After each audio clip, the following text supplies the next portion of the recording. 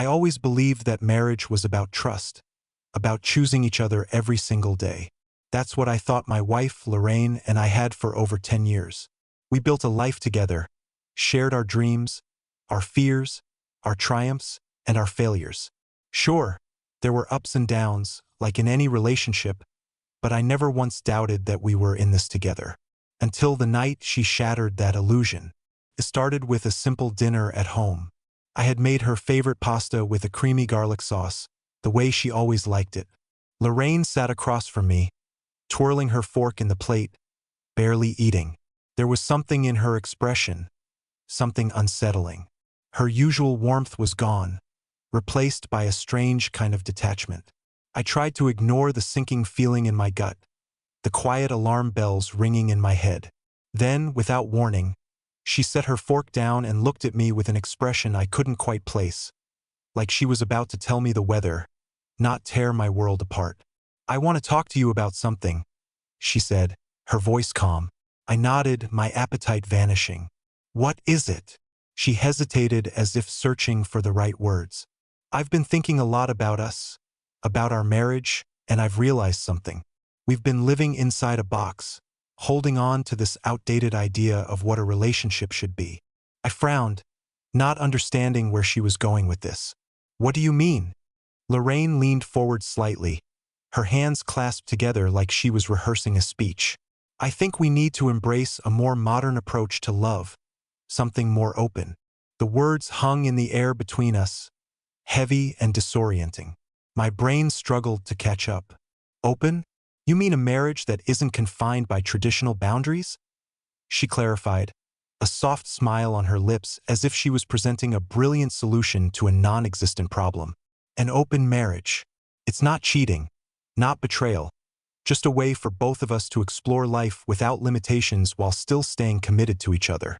I felt like the floor had been pulled out from under me. My mouth went dry, my hands clenched into fists under the table. "You're saying you want to be with other people?" She exhaled slowly, like she was relieved to finally say it out loud.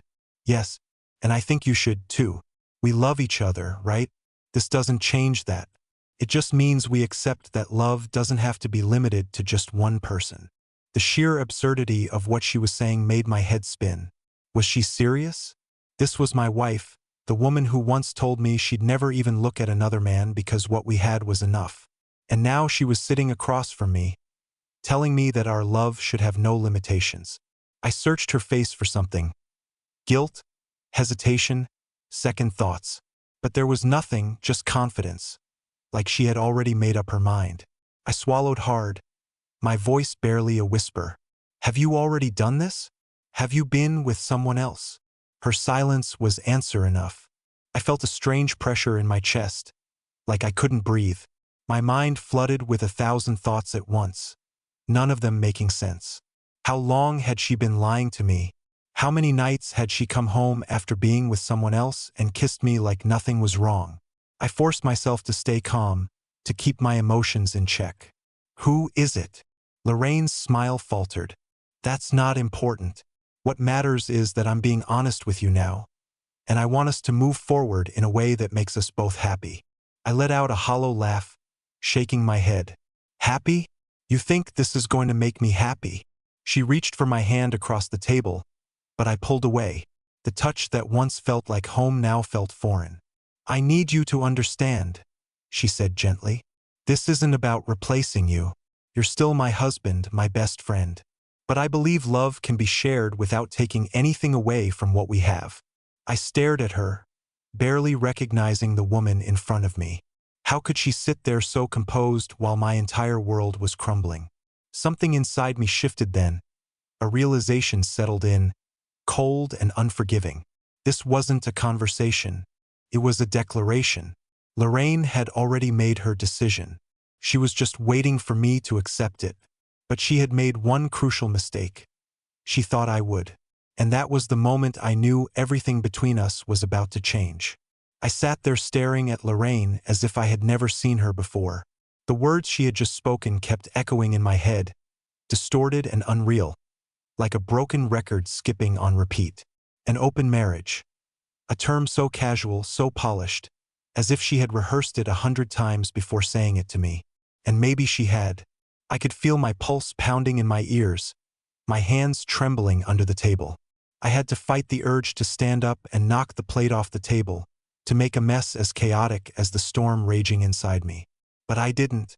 I stayed perfectly still, locked in this surreal moment, watching my wife sip her wine with the calmness of someone who had just suggested a new vacation spot, not the complete redefinition of our marriage. I forced myself to speak, though my voice came out hoarse. How long?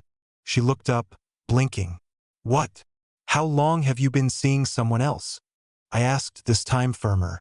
There was a hesitation, a slight flicker of something in her eyes. Guilt, maybe? Or maybe just irritation that I wasn't immediately on board with her enlightened view of marriage. A few months, she admitted finally, setting her glass down carefully as if this revelation needed to be presented delicately. But it wasn't serious at first, just exploring, feeling things out. I clenched my jaw, gripping the edge of the table so tightly my knuckles turned white. And now it is serious? She exhaled, as if exhausted by my stubbornness. It's not about serious or not serious, Caleb. It's about honesty. I didn't tell you because I was afraid of how you'd react. But I realize now that hiding it was wrong. I should have been upfront from the start. The audacity of it nearly made me laugh. Hiding it was wrong, as if that was the only issue here, as if the betrayal itself wasn't the real problem. I stared at her, shaking my head in disbelief. So let me get this straight. You've been sneaking around for months, exploring other men, and now you want me to be grateful that you're finally telling me? She sighed, rubbing her temples. I knew this would be hard for you to accept. That's why I waited. But I don't regret what I did, Caleb. It's made me realize so much about myself, about us. I let out a hollow laugh, standing up so abruptly that my chair screeched against the floor. You don't regret it? Jesus, Lorraine. I ran a hand through my hair, pacing. You've realized things. Great. I've realized something too. She arched a brow. And what's that? I turned to her, my chest burning with something between rage and devastation. That I don't even know who the hell I married. For the first time since she started this conversation, her expression wavered. It was subtle, but I saw it, the tiniest flicker of uncertainty, of doubt.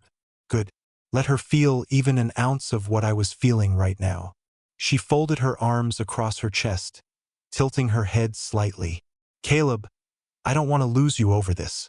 I'm offering us something that could make our marriage stronger. I barked out a laugh, shaking my head. Stronger?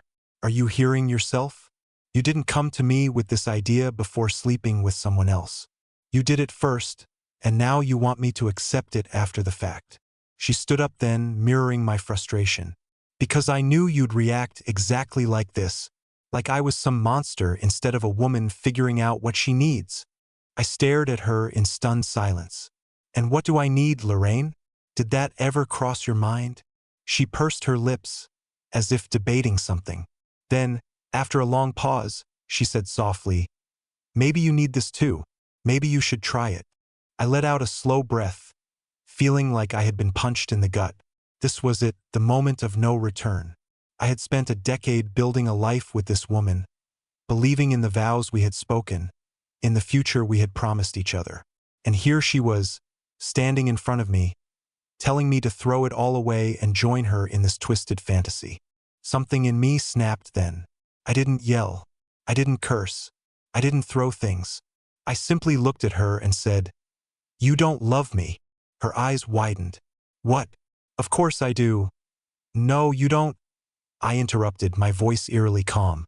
Because if you did, you wouldn't have done this. You wouldn't be standing here trying to convince me that this is what's best for us. You love the idea of me, the convenience of me, but you don't love me. She swallowed, her hands trembling slightly now. That's not true. I exhaled sharply, stepping back as if physically distancing myself from the wreckage of our marriage. I need time, I muttered, grabbing my coat. Caleb. But I didn't wait for her to finish. I walked out the door, slamming it shut behind me. And for the first time in 10 years, I didn't know if I would ever walk back in. I didn't drive anywhere that night. I just sat in my car, gripping the steering wheel so tightly that my knuckles turned white. My breathing was shallow, uneven. The streetlights cast long shadows across the dashboard, flickering slightly as the wind rattled the trees outside. I could still hear her voice in my head, so calm, so rational, like she had simply suggested we try a new restaurant instead of rewriting the rules of our marriage. An open marriage is not cheating. I've been exploring. I don't regret it. The words circled like vultures, picking apart everything I thought I knew about my life. I had expected a lot of things in life. Setbacks, struggles, the occasional fight over bills or forgotten anniversaries. But never this. Never my wife sitting across from me, looking me in the eye and telling me she had already opened the door to other men while still expecting me to stand by her side. And the worst part? She hadn't asked. She had decided. I rubbed my temples, feeling the tension pulsing through my skull. I needed air. I needed time. But more than anything, I needed to understand why. I finally forced myself to start the engine, the low hum filling the silence around me. But instead of heading home, I drove. I didn't have a destination, just a need to keep moving. I passed by old familiar places. The diner Lorraine and I used to go to when we were younger, before we had enough money for fancy restaurants. The park where I proposed, kneeling in the grass thinking I was making the best decision of my life. The house we had saved up for together, where I had carried her across the threshold like some cliché romantic movie. All of it felt distant now, like memories that belonged to someone else. I stopped at a gas station, stepping out into the cold night air. The fluorescent lights buzzed overhead as I leaned against the hood of my car, staring blankly at the pavement. Inside, an older man was ringing up a customer, his face worn and tired, like he had seen too much of life. I wondered if he had ever felt like this, like the foundation beneath his feet had suddenly crumbled, leaving him standing in the ruins of something he thought would last forever. I pulled out my phone, my fingers hovering over the contacts list. I needed to talk to someone, to say this out loud, to make it real. But who? My brother? No, he'd just tell me to leave her. My best friend? He'd probably suggest a dozen petty ways to get revenge. My parents? No, I couldn't put this on them. I closed my eyes, letting out a slow breath. There was no one who would truly understand what this felt like. I was alone in this. After a while, I got back into the car and just sat there, staring at my own reflection in the rearview mirror. My eyes were bloodshot, my jaw clenched so tightly it ached. I barely recognized myself. And then, as if my body moved on its own, I started driving again. But this time, I knew exactly where I was going. I pulled up to the house quietly, killing the engine before stepping out. The windows were dark, no sign of movement inside. Good. I didn't want a confrontation, not yet. I just wanted to be here, to see it with my own eyes. I walked up to the front door, hesitating for only a second before unlocking it. The house smelled the same, like her perfume, like the candle she always burned in the living room. Familiar, yet foreign all at once. I moved through the house in silence, my footsteps heavy against the hardwood floors. And then I saw it. Her phone, sitting on the kitchen counter, screen lighting up with a notification. I stepped closer, heart pounding. I shouldn't look. I shouldn't invade her privacy, no matter what she had done. But she had already invaded our marriage. I picked up the phone, my hand shaking as I swiped the screen. And there it was, a message. Tonight was amazing. Can't wait to see you again. Red heart, my stomach twisted violently.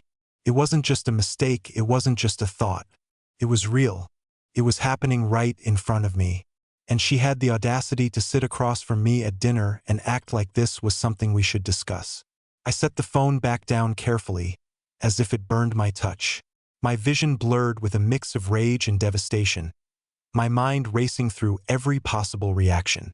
Screaming at her wouldn't change anything. Smashing something wouldn't make this pain go away. But I needed her to know. I needed her to understand that this wasn't some philosophical discussion. This was our marriage, our life, and she had treated it like an experiment. I grabbed a piece of paper from the counter and wrote 2 words, my hand shaking as I pressed the pen down, hard enough to nearly tear through the page. I know. Then I walked out, leaving the note right next to her phone. I didn't need to wait for her reaction. I already knew. I didn't sleep that night. I didn't even try. I drove aimlessly through empty streets, past closed shops and glowing streetlights, through neighborhoods that were either silent or filled with laughter spilling from late-night bars. I didn't belong anywhere. Every part of my life felt foreign now, like I had been thrown into someone else's story. I kept playing it over in my head. Her words, the calm way she said them, the way she looked at me as if I was the one who needed to catch up. I had walked into our house as a husband and left as a stranger. By the time the sun started to rise, I realized I had nowhere to go. I couldn't go back home, not yet, and I wasn't ready to talk to anyone. I stopped at a diner, the kind that had probably looked the same since the 80s, and ordered coffee I didn't plan on drinking. I just needed somewhere to sit, somewhere that wasn't my car, somewhere I wouldn't feel completely unmoored. I stared at my phone, half expecting Lorraine to call, to text, to say something. But she didn't. Maybe she hadn't even seen the note yet. Maybe she was still sleeping peacefully, oblivious to the fact that the foundation of our marriage had finally collapsed. Or maybe she had seen it and just didn't care. That thought made my chest tighten. Had she wanted this? Had she been waiting for me to find out, to react, so she could justify whatever came next? I had no idea anymore. It was almost noon by the time I finally drove back. I wasn't even sure why I went home. Maybe to see if she was still there. Maybe because I wanted to hear her say it out loud, wanted to hear her explain, to see if she would even try. The second I stepped inside, I knew she had seen the note. Lorraine was sitting on the couch, her legs tucked under her, staring at it like it was a foreign object. She didn't look up immediately when I walked in, but I could see the way her fingers were gripping the paper tightly, as if she had been holding on to it for hours. I shut the door behind me, leaning against it, so she finally looked up, her expression unreadable. So, I let out a short, bitter laugh. Don't do that. Don't act like we're not past pretending. She inhaled sharply, setting the note down on the coffee table. I didn't want you to find out like that. How exactly did you want me to find out, Lorraine? Over breakfast? A PowerPoint presentation? She winced but didn't look away. I told you because I thought we could have an honest conversation. I didn't expect you to go through my phone. I clenched my jaw. You didn't tell me, Lorraine. You revealed it like it was some new age philosophy, like you were enlightening me. And yeah, I looked at your phone. You know why? Because the way you sat across from me last night, so sure of yourself, made me realize something. You didn't just think about this, you acted on it. She opened her mouth, hesitated, then sighed. I don't want to fight. Neither do I admitted, stepping further into the room. But we're not avoiding this, Lorraine. You already made your choice. I just need to know if you ever planned on telling me the truth. She looked down, picking at the sleeve of her sweater. I thought maybe you'd come around to the idea. That hit harder than I expected. You thought I'd accept this? She finally met my gaze again, her eyes filled with something. Guilt? Hope? I thought if you tried, you'd understand that love doesn't have to be just one way. I stared at her, my stomach twisting. I do understand love, Lorraine. That's why I could never do this to you. She flinched. I didn't do this to you. Stop. My voice was sharp enough to cut through the air. You did. You made a choice for both of us. You didn't ask, you didn't give me a chance. You decided, and then you justified it. Her lower lip trembled slightly, but she held her ground. I didn't want to lose you. You lost me the second you made that decision alone, I said quietly. Silence filled the space between us, heavy and suffocating. Then, finally, she whispered, Do you still love me? My breath caught in my throat. Did I? Could I? I had spent a decade loving her, believing in her. But now, sitting here, looking at the woman I thought I knew, all I felt was the crushing weight of betrayal. I swallowed hard. I don't know. And that, more than anything, made her eyes finally fill with tears. I never expected that 3 words could carry so much weight. I don't know. The moment I said it, the air in the room changed. It was thick, suffocating, pressing in on both of us as if the walls themselves knew this was a turning point. Lorraine blinked, her lips parting slightly as if she wanted to say something, anything that would take us back to before. Before she decided that we weren't enough. Before she sat across from me at dinner and unraveled the life I thought we had built together. Before I knew the truth. But there was no going back. She exhaled shakily, pressing her fingers to her temples like she was trying to physically hold herself together. Caleb, I held up a hand, stopping her before she could continue. Don't try to fix this with words. My voice was eerily calm, but inside, I was anything but. I felt like I was standing on a ledge, looking down at everything I had once believed in, knowing I couldn't step back. She swallowed hard, nodding slowly. I need you to understand that I didn't plan for it to happen like this. It wasn't some grand betrayal in my mind. I let out a humorless laugh. You call months of sneaking around and lying to my face not a betrayal? Her eyes flickered with something. Guilt, maybe, but not regret. That was the part that gutted me the most. She wasn't sorry for what she had done. She was only sorry that I didn't understand it the way she wanted me to. I took a step back, as if putting physical space between us would somehow make it easier to breathe. Who is he? She hesitated, just for a second. But it was enough. You already know that doesn't matter, she said softly. I clenched my jaw. It matters to me. Lorraine looked away, her fingers curling into fists. It was never about him, Caleb. It was about me, about what I needed. I let her words sink in, let them settle into the cracks of my breaking heart. What you needed. Never mind what I needed. Never mind what I had spent years giving her, building with her, believing in. And then, for the first time since this entire conversation started, I felt something shift inside me.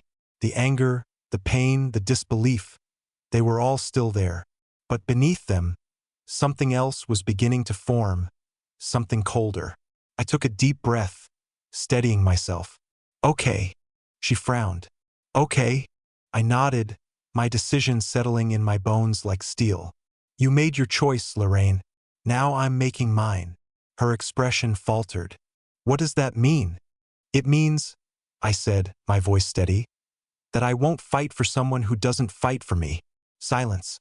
Heavy, thick silence. For the first time since this started, she was the one who looked afraid. Caleb, wait. But I didn't wait. I turned, walking toward the bedroom, the room that until now had been ours. The bed we had shared, the space where I had once felt safe.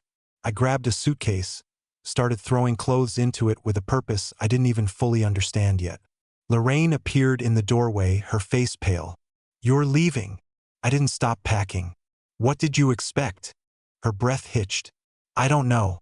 I thought maybe we could talk through this, figure something out. I zipped the suitcase closed with a sharp, final sound.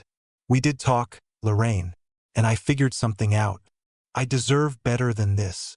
For the first time, real panic flashed in her eyes. She stepped forward, reaching for my arm. Caleb, please. Pulled away. You don't get to ask me for anything now. She stared at me, her lips trembling. I didn't want to lose you. I met her gaze, letting her see the exhaustion, the pain, the betrayal carved into every part of me.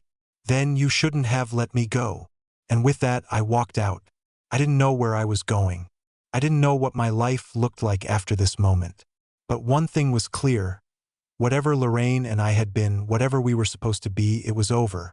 And for the first time since this nightmare began, I felt something unexpected, relief.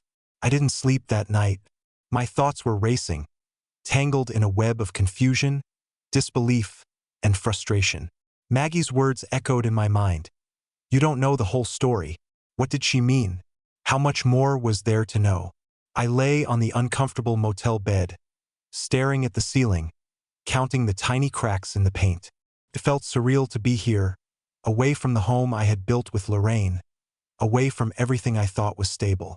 My mind kept replaying every little moment, every small sign I had ignored.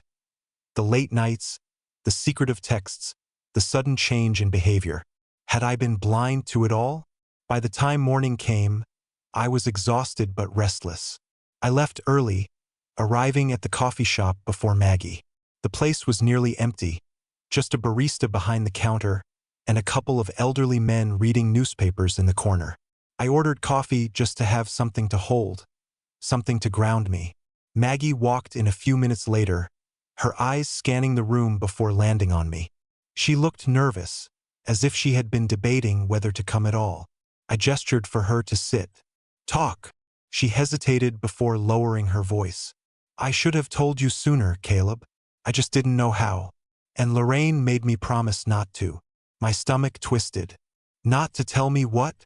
Maggie exhaled slowly, bracing herself. It wasn't just one person, Caleb. A cold shiver ran down my spine. I leaned back slightly, gripping the cup in my hands to keep myself steady. What are you saying? Maggie looked at me, her eyes full of regret. Lorraine. She's been living a completely separate life. This wasn't just about wanting an open marriage. She made this decision long before she told you, and it's been happening for a while. I clenched my jaw. How long? She swallowed. At least a year, maybe longer. The words knocked the wind out of me. I had spent a decade building a marriage, believing we were in this together, and for at least a year, she had been making choices that didn't include me. I took a slow breath, trying to process it. How do you know all this? I finally asked. Maggie hesitated, then pulled out her phone. Because I saw it happening. She tapped the screen and showed me a series of messages, conversations that Lorraine had had with someone else, messages that made it clear she had been planning this for a long time. They weren't explicit, but they were enough to show her intentions. I didn't need to read more. I pushed the phone back toward Maggie, shaking my head. Why are you telling me this now? Because I thought she would stop, she admitted, her voice tight. I thought she'd realize what she was doing and fix things before it was too late. But when she told me she was going to convince you to accept it, I knew I couldn't stay quiet. I let out a slow breath, staring at the table. So she never planned on giving me a choice? Maggie shook her head. No. She just wanted you to go along with it, so she wouldn't feel like she was doing anything wrong. I let out a short, humorless laugh. I had been played. She had looked me in the eye and told me that this was about us, about our future, when in reality, she had already made her choice long ago. I pushed my chair back and stood up. Maggie looked up, concerned. Caleb, please don't do anything drastic. I met her gaze, my voice steady. I'm not. I'm just done. And for the first time in days, I meant it. I left the coffee shop without looking back. The weight in my chest was still there, but something about that conversation had shifted things inside me. I had spent days caught in a storm of emotions. Anger, sadness, betrayal. But now, I just felt done. I didn't rush back to the motel. I didn't make any impulsive decisions. Instead, I drove to a quiet park on the outskirts of town, somewhere I could sit and think without the walls closing in on me. The air was crisp, the trees swaying gently in the wind. I sat on a bench, watching the world move around me. People jogging, parents playing with their kids, an old couple walking hand in hand. Life was still happening, even as mine had crumbled. And maybe that was the lesson. For so long, I had tied my identity to my marriage, to us. But Lorraine had made her choice, and now it was my turn to make mine. I pulled out my phone and stared at her contact. My thumb hovered over it for a moment before I pressed delete. Then I went to our messages, our photos, and every reminder of her that was still in my phone. One by one, I erased them, not out of anger, not out of spite, but because I was ready to move on. For the first time since this all began, I wasn't thinking about what Lorraine had done or how unfair it was. I was thinking about me, about what came next. I stood up, stretching my arms as I took one last deep breath. The sky was clear, the air fresh. It was time to start over. And this time I was walking forward without looking back. Walking away from Lorraine wasn't just about leaving a marriage. It was about reclaiming my life. For years, I had shaped my existence around us, around the future I thought we were building together. But now I was standing on the other side of it, realizing that my future was something I had the power to rewrite. I didn't go back to the motel. I didn't even feel the need to check if Lorraine had called or texted. I had given too much of my time and energy to something that had been broken long before I even realized it. Now, I was done looking for closure in a place where there was none. Instead, I drove somewhere familiar. A long time ago, before Lorraine, before marriage, before life had become so predictable, there was a version of me that dreamed bigger, that wanted more, that didn't define happiness by someone else's presence. And I needed to find that version of myself again. So I went to the one place that had always brought me peace. A small lake just outside of town. It was quiet, untouched by the chaos of the city. A place I hadn't visited in years. Lorraine had never liked it. She always said it was too far, too inconvenient. But I had loved it. And sitting there now, watching the water ripple under the fading sunlight, I realized just how much of myself I had set aside for a marriage that had never been as solid as I thought. I let out a deep breath, pulling my phone from my pocket. There were messages from my brother, from a few friends, even from Maggie, but nothing from Lorraine. And for the first time, I was glad. She wasn't my problem anymore. I scrolled past the old contacts, past the names that felt like they belonged to another life, and stopped when I reached an old number I hadn't dialed in years. No hesitation. I pressed call. 3 rings, then a familiar voice answered. Caleb? Wow. I wasn't expecting to hear from you. I smiled for the first time in days. Yeah, I wasn't expecting to call. But I think it's time I stop expecting life to go a certain way and just see where it takes me. A small chuckle. That sounds like the guy I used to know. Where are you now? I glanced at the lake, the setting sun casting golden streaks across the water. Somewhere I should have never left behind. A pause, then, maybe I should meet you there. For the first time in a long time, I felt something I thought I had lost. Hope. And this time I wasn't going to let it slip away.